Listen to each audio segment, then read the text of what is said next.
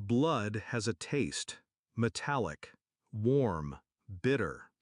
I remember lying in the street, half in the gravel, half on the concrete, windshield glass peppered into my arms like ice. My vision swam red. Her voice cut through the ringing in my ears like a scalpel. "You're fine, just bleeding." She said it over her shoulder as she opened the car door. "We're late for Bella's hair appointment."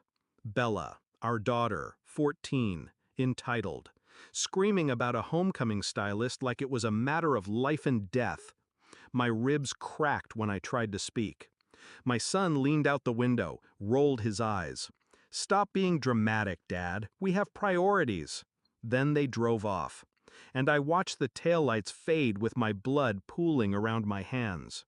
At first, I blamed the shock. They'd come back, I told myself.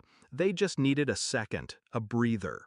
But 10 minutes passed, then 15. A stranger stopped, not my family. A stranger called 911, not my wife. At the hospital, I stared at my phone. Not one message, not one missed call. Just a group selfie of them in the salon mirror, all smiles, captioned, "Glam Squad vibes, nag." Something inside me turned. Not rage, not heartbreak, calculation. Because you don't walk away from someone you love while they bleed, not unless they're already dead to you. Recovery took 6 weeks. Broken ribs, dislocated shoulder, and something far less visible, clarity. I moved differently after that, quiet, distant. Started watching them instead of speaking. Noticed patterns I'd missed. How she always locked her phone. How his calls came late, after midnight. How Bella repeated words I never used. Phrases too sharp, too foreign. I checked the iCloud account she forgot I had access to. The texts were clinical in their cruelty. "He'll be out of the picture soon. Just hold off until the insurance clears. Don't screw this up. You want the house, don't you?" It wasn't just betrayal, it was strategy. My accident wasn't an accident, and I was never part of the plan.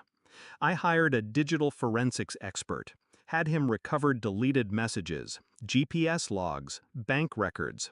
Found out she increased my life insurance policy 3 months prior, changed the beneficiary to a private account under her maiden name. My son? He wasn't just complicit, he was in on it. Every conversation, every eye roll, it was rehearsed. Even Bella, she'd been promised a new car. I compiled everything into a folder, printed, indexed, and one quiet Sunday morning I laid it across the dining table. No rage, no screaming, just silence. When she came down and saw it, her face drained. She reached for the pages with trembling hands. Behind her, my son hovered. "Dad, this isn't—" I held up a hand. Then slid my phone across the table. "Play the voicemail." It was her voice, planning, laughing, ending with, "He's too soft. He'll never see it coming." I saw it coming, and now they knew. I didn't file charges, didn't go to the police. I went to the lawyer, transferred every asset into a trust, with one clause: they receive nothing. I filed for divorce, full separation, irrevocable. Sent the documents in a blank envelope, no note. She tried calling, I didn't answer.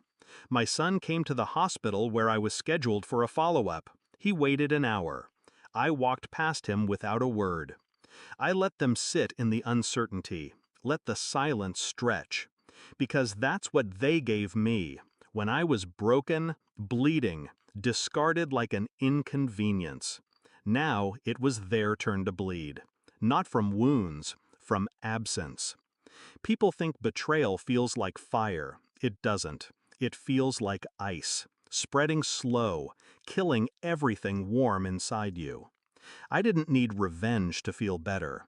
I needed the truth exposed. And now that it was, I didn't need them. They made their choice, so I made mine. Final line: the day they left me bleeding was the day I finally healed.